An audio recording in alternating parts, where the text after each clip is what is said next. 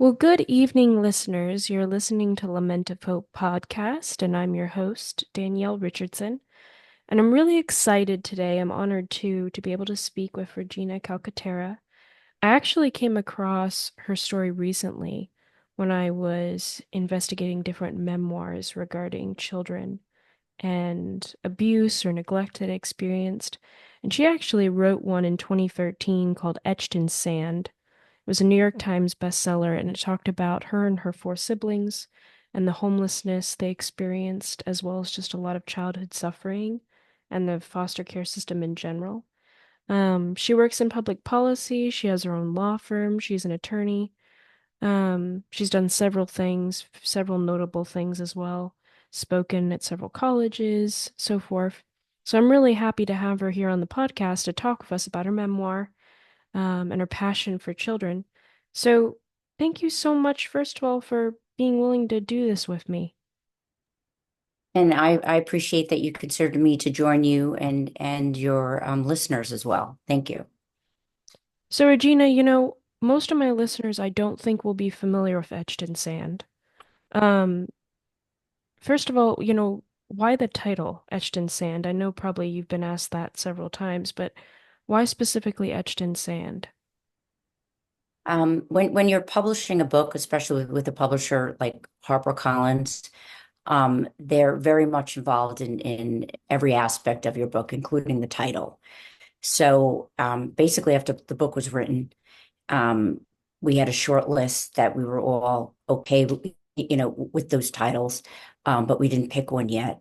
And this was the fall of 2012. My sister, Camille, had a massive stroke and two mini strokes, and she ended up in the hospital. And as we were all there, some of the siblings were there and other family members, we were talking about her stroke and how she was feeling. So at a certain point, they said, why don't we change the subject? We still don't have a name for the book. And why don't we walk through the short list? And I think we narrowed it down to 10. And when my sister Camille saw Etched in Sand, she said it should be Etched in Sand. And I said, why?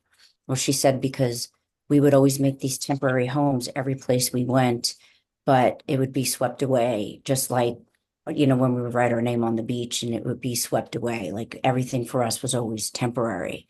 Hmm. So that's how we selected Etched in Sand. So I then contacted HarperCollins.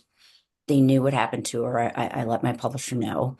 And I said, by the way, Camille's doing fine and doesn't seem like there's going to be any long-term effects. And she selected Etched in Sand. And because she's doing fine, we should stick with that. Basically saying we have good karma on our side. Let's just work with that one. So that's how we actually selected it. It was through really, my sister Camille reflecting on it and what our experiences were to her. Everything was temporary. As hard as we try to always build a home, or I wouldn't say a house, but make every place we went a home for our younger siblings, we'd be torn away and then we'd have to go do it again. It's interesting though too, because etched in sand almost implies too that your past doesn't define who you are, because as you said, sand can be easily moved and rewritten over. And so it's kind of cool that, one thing I found so inspiring about your memoir is the fact that despite the hardship you went through, that's not somewhere you stayed in that place. Um, and you were able to grow and learn from it and tell others and help people and advocate. Um, so yeah, I mean, the title I think is awesome regardless. But, I wanted to ask you, do you, being so far removed from that now that you're older, do you still have like traumatic moments or flashbacks for you or things that remind you of your past that still come up and kind of trigger you even now in the present? There are some things that definitely trigger me. One is that, I had claustrophobia when I was younger because of the way I was treated and things that my mother would do to me that caused that. And I still have triggers if I'm in a closed space, but I walk through it. I try to think through it. I think about my dog, I think about my life, I think about my family, and just happy things to try to get me through, not basically having a panic attack, which I don't always have them in that situation, but that's still very real. And as an adult, I understand how I have that and what conditions I had it under. And I know that will not happen to me again, but still that is still there. And and I also have no desire whatsoever to ever watch any movie that or series that has to do with, sexual assaults or physical assaults or, anything like that, or even youth in foster care. It's so hard for me to watch. If that's part of the theme, because it's not, I would prefer not to be spending any of my free time watching something that is going to trigger me. Yeah. So those are just the small group, but that's it really. Well, so even though you're far removed from it, you still do experience panic attacks sometimes. It was just it was not extra. I recently did have one pretty bad panic attack, um, but it hasn't risen to panic attacks beyond that because I do what I can to control it. Right. It's still encouraging though, because I mean, I come from a difficult past as well, and I still have panic attacks now and then. I was having them a lot during certain periods of my life. And it's encouraging to hear that even if you are working on your, you know, working through your trauma, you can still experience symptoms that your body Yes, remembers, even yes, if you you can. don't, you're not living there anymore. Um, so for people who have not read your memoir, obviously I want them to go and read it, but can you, when people say, what was your childhood like? What's the first word that comes to mind? Foster care. What That's is what I it? always say. Foster care. My quick way to explain how I grew up, I say I grew up in and out of the foster care system from shortly after birth until I aged out. So for me, that because I was always in and out of the system, as opposed to being in and with my family occasionally, the impact that the foster care system has had on me is what automatically that I mentioned to people. So what explain, just kind of start from the beginning. Like, what was your mom like? How did you get into the foster care system? How did you stay together with your siblings? Well, my mother was a woman who was mentally ill, and she wasn't diagnosed at the time. And there wasn't even any proper way to diagnose somebody who had the mental illness that she had, which was bipolar. Okay. And so what she would do is she would self-medicate with drugs and alcohol because there was nothing available for her. And she ultimately ended up having five kids by five different men, and most of them didn't stick around after we were born. And one that did wasn't there for too long. So here's this woman who was mentally ill. She was drug and alcohol addicted, and she was taking care of five kids. And when she couldn't even take care of herself, so what we would do is what my mother would do. She would go on binges for a while. She would go drinking or taking drugs and not um, um, show up. So basically, she would abandon us, and sometimes she'd be able to put us into a house where we would be for a few months, or an apartment. But ultimately, we got evicted. And when we weren't in a house or an apartment, we were living on the streets, out behind supermarkets, out of cars. We would be stealing food to eat. And when our mother was away from us, and we needed food to eat. I mean, we as a sibling group would figure out how best we can get food. Sometimes it would be stealing food from a supermarket. Sometimes we would be going to farms late at night and grabbing the vegetables on the ground and running. And that was all well and good until one day a farmer came out with a shotgun. So we decided we had to try something else. And there was also a lot of beaches where we were because we grew up on Long Island, in Suffolk County, which is the easternmost county. And there are a lot of beaches in there. You could get mussels and clams and things along that line. So what we really did was try to get food and stay together because our whole goal was to make sure that we weren't separated because we didn't want the authorities, picking us up and put us and taking us away because ultimately what would happen is they'd place us into separate foster homes. So I ended up in my first foster home because my mother had dropped me off at a family member of my biological dad. She dropped me off and my two older sisters, and basically said, "Well, John didn't. That's the name of my bio father. He did not, take care of her. So you've got to take care of all three of them." And so we were left at literally the doorstep of my aunt and uncles, and they had six kids of their own. So we were there for a while, and they were taking care of us. And I remember being very much loved when I was there and very and cared for and feeling good.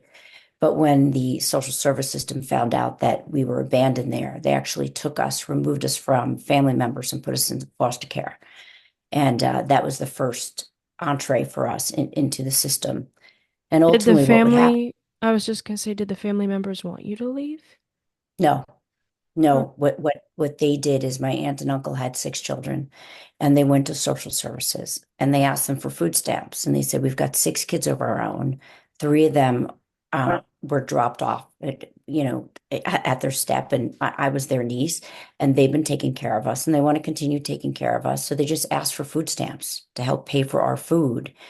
And at that time, the child welfare system didn't have anything called kinship care, and they based and that is where a child could be placed with a family member as opposed to going to a stranger's foster home. And the way that the child welfare system at that time saw it was that we were abandoned, and they literally went to the house and broke like grabbed me out of my uncle's arms because he didn't want to let me go.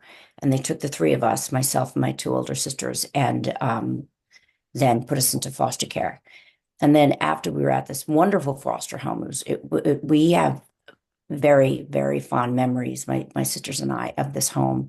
And I was there as a toddler and probably going into like maybe 4 to 5 years old, however long I was. They were loving, they were just as loving as my aunt and uncle's home. But ultimately, my mother was able to win us back, meaning that she, argued in court that she straightened herself out, and we were moved from the foster home and then given back to our mother, who really wasn't straightened out, and she was looking at each one of us as a meal ticket because every child you get a certain amount of money for rent and food stamps and things along that line.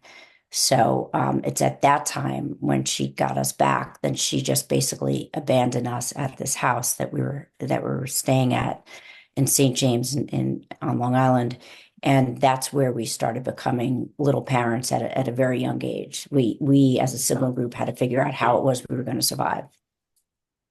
And you mentioned there's five siblings total. Did the other siblings were like they there when you came kind of thing? Or Well, my brother he was number four. So by that time, my mother had her fourth child, and she was then married to my brother's father. So that probably looked from child welfare's perspective that she's got her act together. She's married. She has another boy, and so that's when we met our brother. And then a few years after that, my mother had her fifth child. So I'm the middle, and I've got two older sisters, and then a younger brother and younger sister. okay. So when you were dropped off at this house, you're talking about probably their home with your stepdad, right? Yes, it was an apartment above a glue factory for nails. Back then, women, when they wanted like little tips on their nails, that there was glue. There was an apartment above a glue factory. So that's where we were dropped off. How did you react seeing your brother? Like, were you happy that you had another sibling or? No, we were, I could speak for myself. I was traumatized. I was removed from a loving family, my aunt and uncle, and then placed with another loving family for many years. And the way that my mother had welcomed me into this home was right away she started beating me. And that was the first time I was beaten. And so that was her way to say, this is how you're going to be treated here. So the trauma wasn't because I had a brother. It was my mother setting the tone of how it was we were going to start exist from now on. Now, do you think the beating was part of her bipolar disorder? Like, did she change in personality? Like, was she really friendly and then other times very hostile, or was it just hostile in general? She was primarily in hospital, but then she did have times of tenderness. But she had five kids, and it wasn't necessarily that tenderness wasn't necessarily shared with everybody when it was available. And that was probably very confusing. Do you remember a time when maybe she was tender toward you and then all of a sudden that changed and that was very hard for you to understand? Yes. Well, there would be a beating, and then she would get me something, to say sorry, and then there'd be another beating. So that would be what the confusion was. What was your stepdad like? Did you like him or was he just as unfriendly? No, he didn't last too long. He was very abusive with my mom, and Okay. so at that time, he ultimately, I was going to say they ultimately broke up. So he wasn't there too long, which was better off. It's better off just to have one parent who is volatile as opposed to two. Yeah. So how did life progress from there? How long were you with your mom? Well, we were, the way that we looked at how we were living is that my two older sisters and I were close. So when we were with my aunt and uncle and when we were in the foster home, we were loved and we learned how to be a family. So when our mother wasn't around, we basically, I mean, we're playing house, but it was our reality is that we knew how to love each other and then and so we knew how to love our younger siblings. So when she wasn't around, we did our best to just enjoy our time together, have fun, walk to libraries, sit and read books, or, obviously my younger siblings weren't reading books at that time. And we go to the playground, we would go to the beach. We would just, and that was also a time when it was not shocking if you saw a bunch of siblings walking down the street any hour from like 6 a.m. to maybe 10 o'clock at night because kids were just wandering. It was what we did at the time. So, we did our best to entertain each other and us individually as best as we can while we were struggling to stay together and eat and stay warm. And that was just a consistent pattern until I turned 14. And then that's when we were in a variety of different foster care placements throughout, our lives. But by the time I was 14, I was placed in my last foster home. So even when you were, so if when you're talking about this period between being, you said a toddler and returning to your mom, and then being 14, you were back with your mom and then in a foster home, back with your mom in a foster home over and over and over again. Yep, over and over again. Were you always with your siblings in each foster home or no? No, and that's why we didn't want anyone to know what we were experiencing because when we were placed into separate foster homes, we would either be assaulted or sexually assaulted.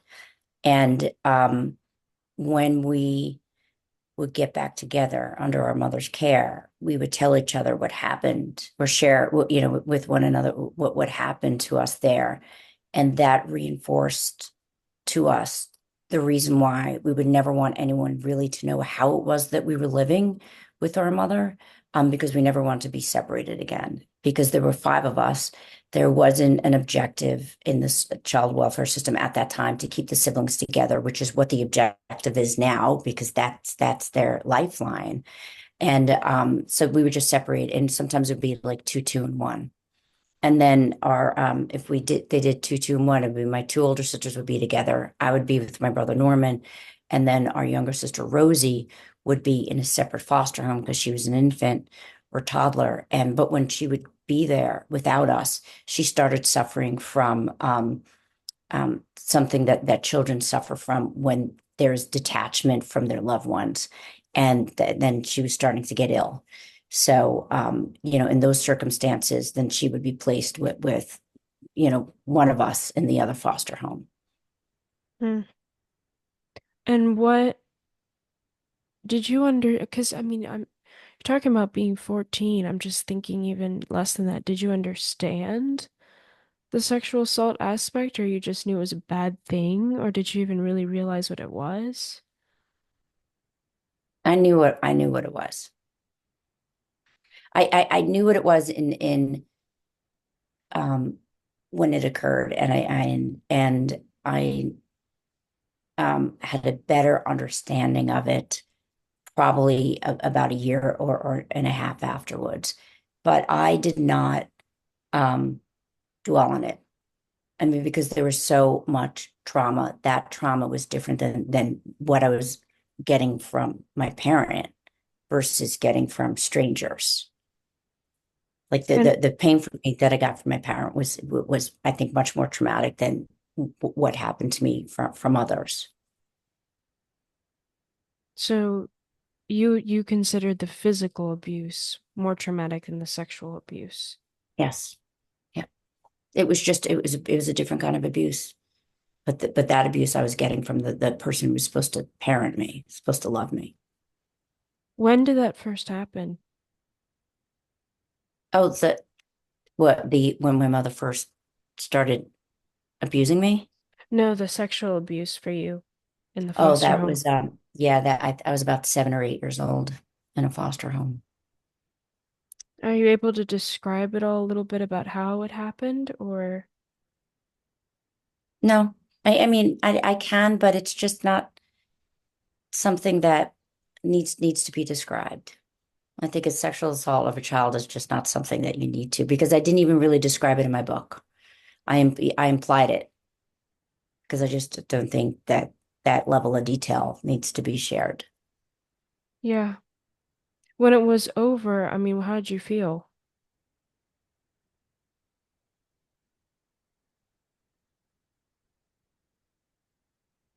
I don't recall.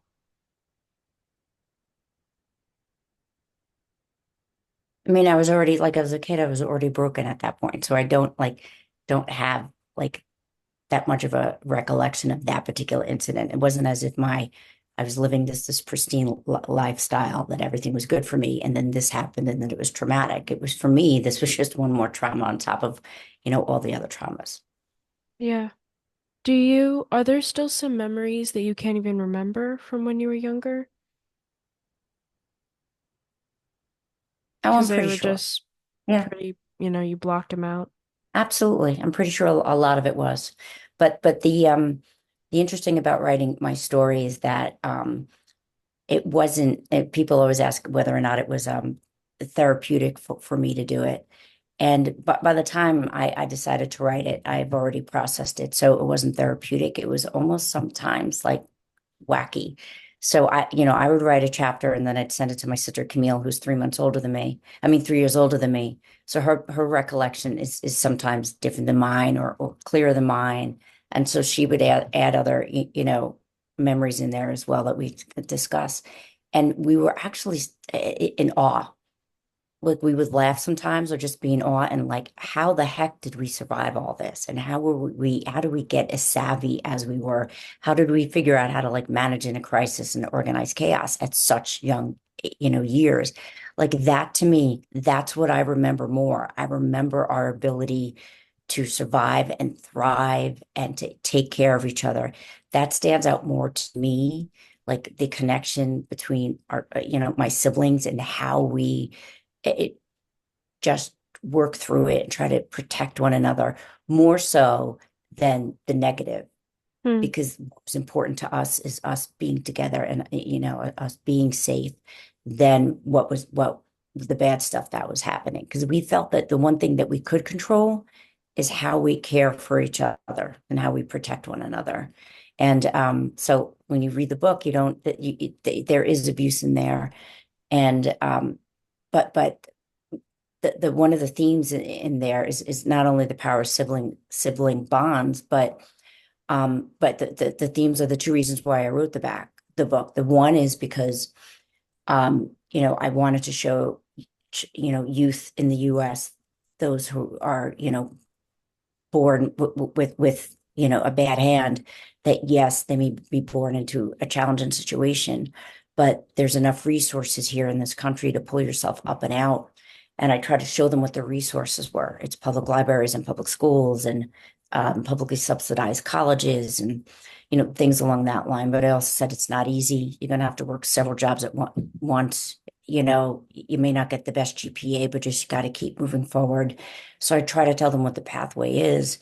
And but the other theme is that we can't expect that our youth in need to be able to harness the resources that are available if they don't believe themselves. And that's the second reason I wrote my book, is to remind everyone of the power that you have um, on a child in need. Once a child is before you, you could really impact them and do things and say things to them that could build their self-esteem. So then they have the ability to harness the resources out there. Because with everything that we have as a country, and there's so much poverty here, there could be an expectation that there are enough resources for these kids to pull themselves up and out, but not they. But if they don't believe in themselves, they're not going to do it because they don't know how to harness it and harness the resources, and they don't have people or a safety net encouraging them to tackle things that seem to be very difficult to tackle without a safety net. And that's what the book basically focuses on, is about, the plight of youth in need, and the plight of foster youth, and the failings of the foster care system, but also the impact that anyone can make along the way. And you may never see this child again, but if you see a child in need in front of you, don't mock them, don't make fun of them, don't push them away. Just see if you anything you could possibly do to give this child any encouragement or any help for that moment in time. If the next place this child goes, find someone else just like you that does the same thing, this child is going to start connecting in their mind that they have many more good touches than bad touches, and good touches are meaning the people who build up their character and their self-esteem, as opposed to those saying, you're not going to make anything yourself. Look, your mother's a drunk and an alcoholic and in and out of jail. You're going to end up the same way. So they're always going to have people pulling them down. So it's up to us as adults, when we have interactions with them, to treat them differently, and hopefully that'll have an impact on their lives. And that's what the book was about, is to really show individuals like the true impact that they can make on these kids. And I use examples of many of my teachers and many strangers along the way, that they weren't consistently in my life, but they were doing what they could when I was before them to make me feel special, make me feel smart, and make me feel pretty when I just felt like completely dirty because I was washing my own clothes and nobody taught me how to blow my nose, and things along that line. And that's what the real message is. It's not necessarily the trauma that we were exposed to it, but it's more that, yes, this trauma can happen, but you can be able to push past it. But I Hmm. also show in the book that it's not easy, but you just got to keep going forward. And it's going to be messy. Like anyone growing up in that situation, it's not going to be easy. It's going to be messy. It's going to be hard. You're going to have to work like incredibly harder than anybody else.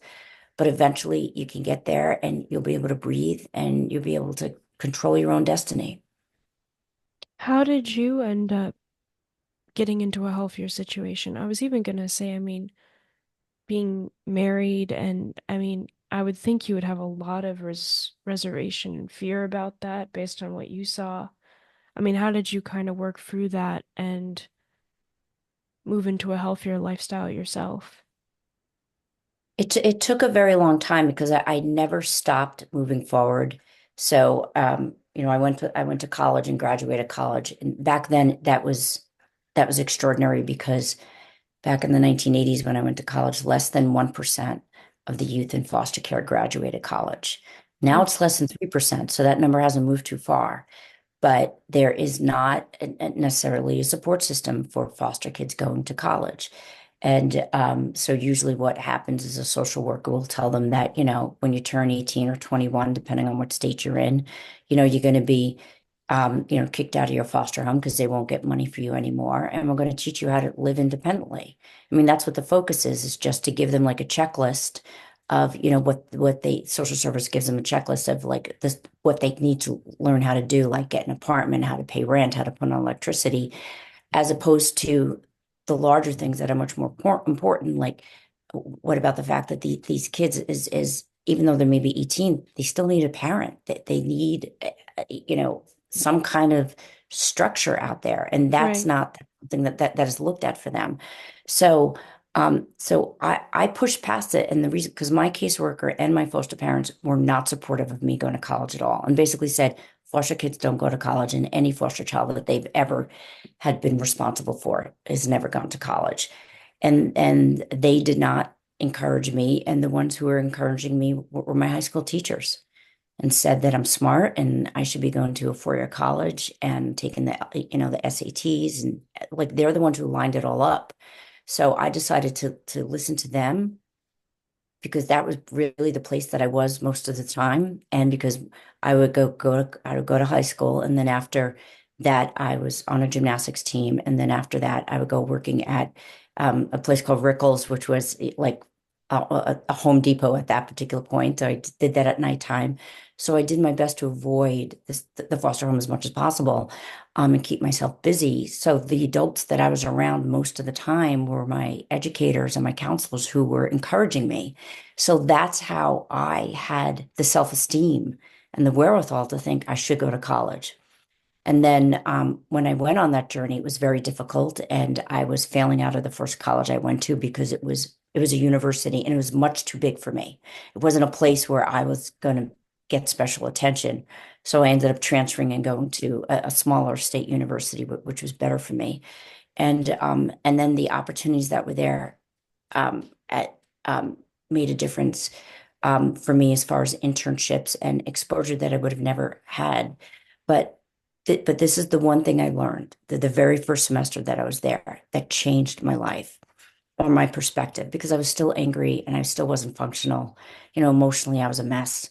But I was sitting in an international political science class that I took because I had to fulfill a history requirement because I want to be a teacher. So I was signed up to be an education major.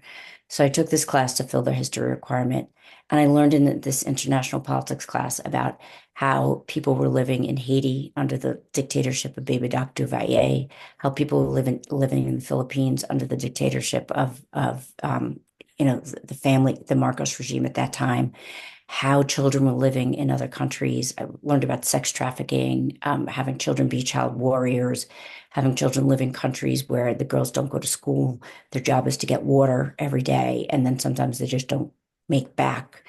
And in this one class, I realized for the first time how fortunate I was, because if my siblings and I were born in any other country in the US, I would not be sitting in a classroom in college 2 years away from graduating college. So that is what changed my mind. But if you think about how I ultimately got there, it's about other people doing what they possibly can, not only to build up my self-esteem, but also, you know, sharing with me a perspective that I never saw before. Not that this professor had any idea what I was actually getting from this class at that time, but Sure. it was just the exposure, and that also changed my perspective. So that is one thing. And by that time, I was so confident in myself. I was like, okay, I'm going to graduate. I know my GPA is not going to be the best, but I'm just going to graduate college. And ultimately, I worked three jobs at once while I was going to college, and I graduated college. And that was step number one. Hmm. And then I started working in the world of public policy for years. And that's, again, not something I expected I would do. And then I applied to law school at nighttime while I was working during the day. And I was rejected from every law school except for Seton Hall Law School because my GPA was not competitive. Um, and they accepted me into a bridge program, meaning that they read my story and that I gave them when applying, and they realized that, I they want to give me a chance, but I had to go through this bridge program to prove myself, and then I ended up starting law school. So I share this in the book, but in much more narrative ways that there are doors to be opened, and so many are going to be slammed, like for a child in need, but you just got to keep going and going because once in a while you're going to find a door. You're going to find someone who wants to mentor you and wants to give you opportunities. And that's how I ended up on the pathway that I ended up. It was the role that so many other adults played in my life along the way that didn't really know anything about me, but they knew I was in a bad situation and they knew I was just determined to survive. And then, it went from there. But that's part of what this book is about their just to kind of give hope and just show a pathway forward and not show it at being easy because it's not. But Yeah. eventually, for those of us, who go through the system, my goal was by the age of 30, I wanted to have a law degree, and I did, and it wasn't easy, but I ultimately got there. So. Well, you That know, wasn't my goal ever until I wanted to go to law school, by the way. I only thought about law school when I was like 25. And then I was like, well, I need to do it now before I'm 30. And because before that, the whole concept of going to law school, even getting a college degree was never anything that I was shooting for. I mean, my goal is that I want to be a world-class gymnast, which was never going to happen, or I want to marry like Donny Osmond. So so that's where it was. Things shifted along the way, obviously. so that international politics class really changed your mind on where you wanted to Yes, go as well, what you wanted to do. yes, it did. And then so then I ended up changing my um, major to political science. And then in my poli sci classes, I had a fantastic constitutional law professor. And that's where I learned about the Constitution, the history of this country, and just got a better understanding about how this country was developed and how I was able to benefit from them. But one of the things I also learned in political science is the definition of politics. And the definition of politics in political science is the allocation of resources. So what that means is that whoever is in charge of the politics gets to allocate the resources. And then when I learned that, I was like, well, who were these people who were in charge of, like, responsible for my siblings and I? And how were they were the ones in charge. Like they were these making these decisions about whether or not we were going with our mother or not going with our mother, whether or not we were going to be protected, what resources would be available to us. So I thought, maybe one day I want to be the one in charge of the resources, because how could they be making decisions about youth in need if they're never exposed to what it is that we were actually exposed to? So that also changed my perspective that, you know, I wanted to go into public policy. Yeah. I wanted to ask, did you do you forgive your mom No, for everything? nope, not at all. I don't, because she was conscious many times. She was very present many times when some of the bad stuff was happening. And she not only did it to me, but she did it to my siblings. And we, um, when my siblings and I were separated and put into our last foster home, she then took my younger siblings and from that foster home improperly and brought them all the way to Idaho. And so the anger that she had towards all of us, she now narrowed it down to my younger sister. So I knew what she was going through. So because of how she treated my youngest sister, Rosie, I will never, you know, give her soul the comfort of me forgiving her. What happened to your mom? Is she still alive or no? No, she died. How did she die? Cancer. Did you ever see her again before she died or anything, or you just kind of heard about it? No, no, no, I did. I saw her a year before she died.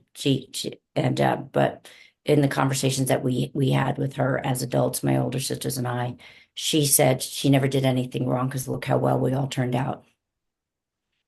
That So must have been so at that point, I was like, I'm done. that must have been so painful for you. No, it wasn't. That wasn't any less painful than the other experiences. If anything, it reinforced to us that, here she was sitting sober And she said that to us. So there was still that there was a spark, even though she has her illness, there's this spark of evil. So So when she passed away, did you kind of just feel relieved? completely. Yep. I was telling my older sisters, I said, we will be better off when she's gone. She's no Y- longer going to be, I you think know, that's something that's I think that's something that's important to encourage people who have experienced traumatic situations because I think there's this guilt that, you need to feel the typical way a child would feel when their parent passes. But I think it's freeing to realize that if you've been hurt by someone so many times and they pass away and you don't feel the typical experiences of sadness of their loss, but more grief of who they weren't and what they were supposed to be, and you feel more relief than you feel, an actual remorse because they're gone, that I that's do. more that's normal. Hmm. I will tell you, and I'm, just opening up about this over the past few years to, other former fosters, is that on Mother's Day and Father's Day, I wouldn't say I grieve, but I just can't stand those holidays. I've never been able to celebrate them. I just don't like those days. And I don't grieve my mother. I'm sad that that I had to like operate in this world without a parent. Yeah. And that is when um I'm sad about it. But that's it. It's just that those 2 days a week, those 2 days a year, and then that's it. Holidays are poignant. Mhm. Holidays are poignant. I was gonna ask you, do you have kids of your own? I do. I was I'm affiliated with an organization called You Gotta Believe. And You Gotta Believe works to get older foster youth who are aging out of the system permanency. And they're a fantastic organization, and they do what many other social welfare systems should be doing is instead of kicking the kid out of foster care, what about trying to find them an adult who would care for them and parent them and serve as their safety net? So, because what happens is when these kids age out, they end up on the streets, prostituting, sex trafficked, or in the prison pipeline. That's what happens. Yeah. Like, how are they supposed to survive on their own? So I became affiliated with the organization because I thought it was fantastic that they actually did this, and was with them for many years, on the board and very supportive of them. And then one time I met and I would know a lot of the youth that were looking for parents. One time I heard a young woman who turned 21. She was speaking in front of a group. So what we would do, we would have the youth at You Gotta Believe that wanted looking for parents, like tell their stories in front of others. So, I went to an event, and there's a young girl there. She was 21. I haven't met her before, and she was living in Queens, New York, and she was just kicked out of her foster home because she turned 21, and her foster parents weren't going to get paid for her anymore. Well, and she was going to college, and she had a full scholarship and a 3.5 GPA, and she was a home health aide. Hmm. So this kid was like a perfect 21-year-old kid. She wasn't doing anything wrong. They weren't going to get the money for her anymore. And when I heard her story, I just wanted to mentor her because I felt like she was a mini me, and I knew like she was so close to failing, but also succeeding. And she could have gone either way. So there were adults there that wanted to be the ones to parent her. And I was mentoring her and trying to spend time with her and talk to her about a lot of things, and just at least have one consistent adult, but besides her therapist, who did a great job. And anyway, so she stayed with me. She was living with me for a little while. I had a basement apartment there, and her foster parents, some of the prospective, not foster parents, but couples would come by and or around there so she could meet them. So at least she wasn't like going there, where they were, to meet them as parents, like where they lived. And ultimately she asked me to be her forever mom, which wasn't something, I was expecting, but you meet them where they are. and that's what she wanted, and that's what she needed. And so fast forward 10 years later, she has, because she's 31 and I met her when she was 21. She has 2 degrees. She has a bachelor's and she has a master's of social work from CUNY Hunter, which is very competitive. And she's married and she has 2 beautiful babies. And so now I'm a Gigi to her babies. So that's yes. So what we did is we broke the cycle together, which was, I was able to give her that consistency to make good decisions and, get through college and then, get married and have babies and bring in the next generation, of her family that will never be exposed to the foster care system. So it's Mm. very sweet. Can you say the name of that organization again for people who are listening? The one that You you, got you got to believe it's uh, based in New York, but but um but if anyone's interested in being to parent an adult or young adult or teenager, there's a lot of there's an organization nationally called uskids.org, and it's basically a website where you could see, what youth are available for adoption. And if you are interested in older youth, contact You Got to Believe, because they provide you have to get trained, you have to get certified. yeah. But part of that is also, parenting older foster youth, and then the counseling that they provide also after you become a parent. So it's a really good organization. Counseling for the parent as well as a, Oh yes, yeah. counseling for the parent after they take in a like a fully grown human in their home, and what Yeah, are you but going to do? also they've had a You know, lot of trauma. Trauma. Yeah. Yes, exactly. That's what you say. You only not only have this being, but now you have this, yeah, someone who has had a lot of trauma. I Yeah. was fortunate. I did rely upon their assistance, but I was very fortunate because she had the same therapist for many, many years. And this woman it just helped her so much. Okay. You know, I do want to ask you, Regina, because this has kind of been in the back of my mind, but two things. Do you ever wish, maybe not now because and I admire your strength so much in your story and it resonates with me deeply. Um, but, some people might say to you that it would be best if, parents like your mom who are bipolar can't take care of their children, then it's irresponsible for her to have children at all in the first place. So she should have just had an abortion or gotten rid of these kids. So then these kids wouldn't exist and there wouldn't be these problems. Um, I mean, I'm just asking from your perspective, when you hear that, like, is that something you resonate with, or is that something that you don't understand? Because I know some people would argue, that would might fix the problem of there being so many children that are needy and homeless and without parents if parents who can't parent wouldn't have children and make irresponsible decisions.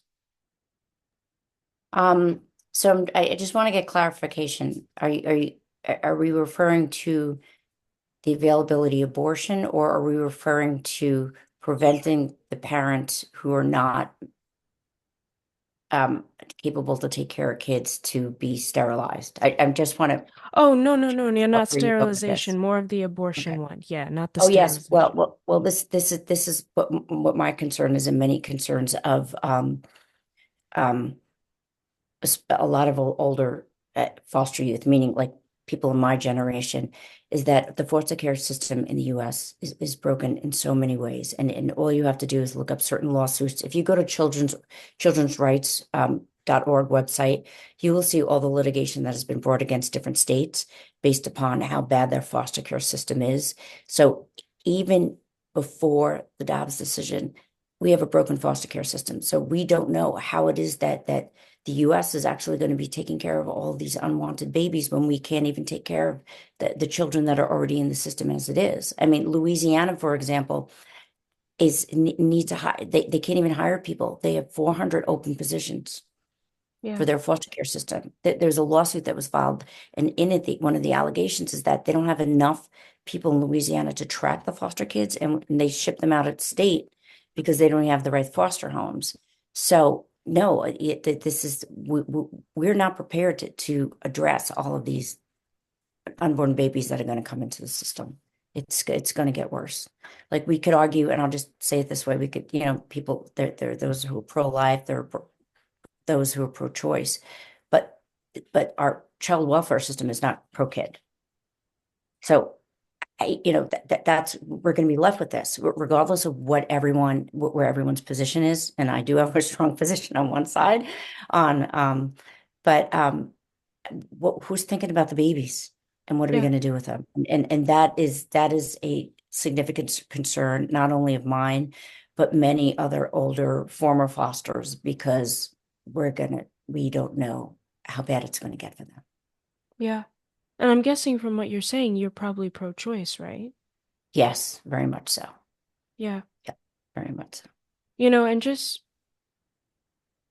I guess, hearing your story, so inspiring, and the way that you can encourage so many young people to choose life for themselves in the sense of, like you said, it's like you can either go the hard way, which is to work through the trauma, build yourself, go this way, or you can, as you said, without proper support, but also takes choices too, you can just decide to give up, right? Yeah. And just Mhm. and just repeat the cycle. Um, is it is it hard for you to think that, or would you have liked, if your mom had aborted you? Because I'm just thinking, no matter what side of the issue you're on this, because I know this is a divisive issue, I know people get angry, I know but I just keep thinking to myself, we wouldn't have your story.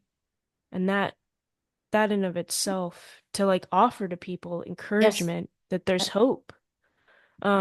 Because this world, as you said, is not pro kids, Hmm. nor is the foster care system, and that just it children are adults before, so quickly, and they experience adult things so quickly, and their childhood is so small and so short. Um, and I just think to myself, if your mom had done that to you, like we wouldn't have your story. I mean, do you ever think on those lines like that, that if there's not enough people like you to share hope for all these kids? I don't think of it that way. I think that there are just not enough families out available in the US to give these kids hope. There's not enough really good foster care families. There's not enough adoptive families. Yeah. Families who are willing to, adopt unborn babies. There's not. Well, good And adoptive families too, you're talking about. Safe, yeah, healthy places. Yeah. yeah, no, no, exactly. Because we already have so many babies in the foster care system that are freed for adoption and they're not being adopted. And we have 110,000 of our foster youth in the US foster care system that are freed for adoption now, and nobody's adopting them. Yeah. So that's what I think about. I don't think about what if. I think about um, how do we fix this? Right. How is it that what do we need to actually do in this country to not only try to get these youth adopted that are freed for adoption, but also make our foster system better, especially to the teens, because once these kids turn teens, they end up being put in some shelters, which end up being hotels, and outside you've got all the sex traffickers tracking them Right. down. This is a reality. If Yeah. you read what the litigation is that is being brought by childrensrights.org against so many different states, the level of detail that they have, that is so horrific. And that's what I think about. How do we address this? So it's best that, kids not even have to face that, basically. Yeah, yeah. Yeah. Well, Regina, I want to be respectful of your time. I want to, first of all, thank you for writing your memoir, which, as you said, wasn't exactly a cheery time nor therapeutic, but I'm very grateful you wrote it and shared your story. And thank you for all the policy work that you do. Thank you for being a mom to a young woman who needed a mom and taking Yeah. on that responsibility, which comes with its Now I'm a own Gigi. fears, I'm sure.